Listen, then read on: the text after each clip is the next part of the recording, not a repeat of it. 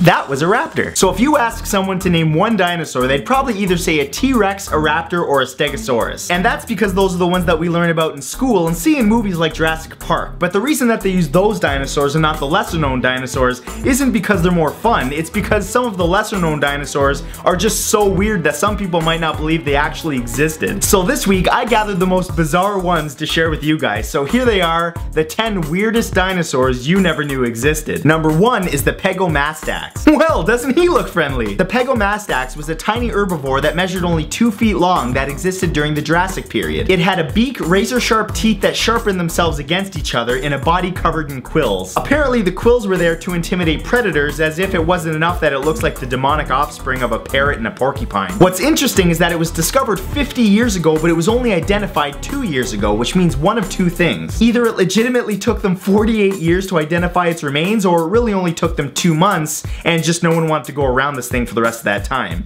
I mean, really, could you blame them? Damn. Number 2 is the Linenitus. The Linenitus was a small dinosaur that existed during the late Cretaceous period and was only a few feet in length. It's not of the bird family despite its look, and is best known for a weird feature, which is having freakishly short arms that have these weird little claws at the end of them. Not only do they appear to serve no purpose at all, but they're just ridiculous looking. I mean, the T-Rex had short arms, but at least he had hands. This thing's just got weird little nubs. It doesn't even appear to have a defense mechanism, which is weird because look at it, you know it got picked on.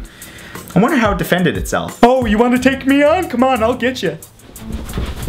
Number 3 is the Gwandma. The Gwandma is a small lizard-like reptile from the Triassic period. The Triassic period was the scariest time to be a small dinosaur because of the sheer number of dangerously huge carnivores that existed during that time. The advantage to being small is that you could hide, which really isn't an option when you've got 7 to 8 colorful appendages sticking out of your back that just scream, "Hey, come and eat me!" What's cool is that these appendages are believed to be primitive feathers, suggesting that the Gwandma could actually be a close relative of birds. But of course we'll never know, seeing as how very few intact fossils there are of these things. I mean, they did get eaten a lot. They basically look like a walking fruit salad. Number 4 is the Giganta Wrap. The Giganta Wrap existed during the Cretaceous period and was one of, if not the biggest bird of all time. It was 16 feet tall, 26 feet in length, weighed 2 tons, and was most likely covered in colorful feathers. Scientists are baffled by what its diet could have been because it had no teeth, a small head, and a long neck, which is common of herbivores, but it also had 2 enormous sharp claws, which are common of carnivores. Personally, I have no idea. All I know is this thing looks like the world's biggest and angriest chicken.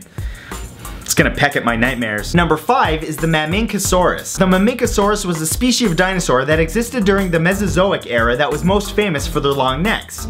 The really, really long necks. Making up more than half of their total body length, their necks evolved to 35 to 40 feet long. As you could imagine, this was a problem for them because they had trouble keeping their own damn heads up. It couldn't even hold its head in the treetops because it would pass out as its heart would have trouble pumping blood 40 feet in the air. This thing's like a badass giraffe on steroids. Mother Nature's a mad scientist. Number 6 is the Jholeodontidae. The Jholeodontidae existed during the Mesozoic era and has a face that might remind you of a cute little kitty until you find out what it does.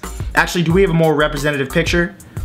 Oh yeah, there you go. This dinosaur was the Jurassic equivalent of a vampire bat which flew around biting larger dinosaurs and drinking their blood. They had sharp double-fanged jaws and were just over half a foot long, meaning they were light enough to attach undetected to most dinosaurs as they sucked the life out of them. Now I know dinosaurs don't have a concept of evil, but the Jholeodontidae is as close as you're going to get. I mean, look at that eyeball.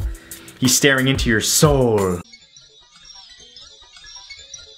Number 7 is the Suzusoros. The Suzusoros is from the early Cretaceous period and is actually a relative of the T-Rex despite being an herbivore and looking like a giant rat. It had a body length of 20 feet, a height of 10 feet, and a weight of 1.3 tons. It has a bizarre furry body that's been compared to the Megatherium, which was a giant ground sloth. This is yet again one of those evolutionary mysteries. I mean, how do the genes of the mighty T-Rex turn into a plant-eating sloth-bodied dinosaur?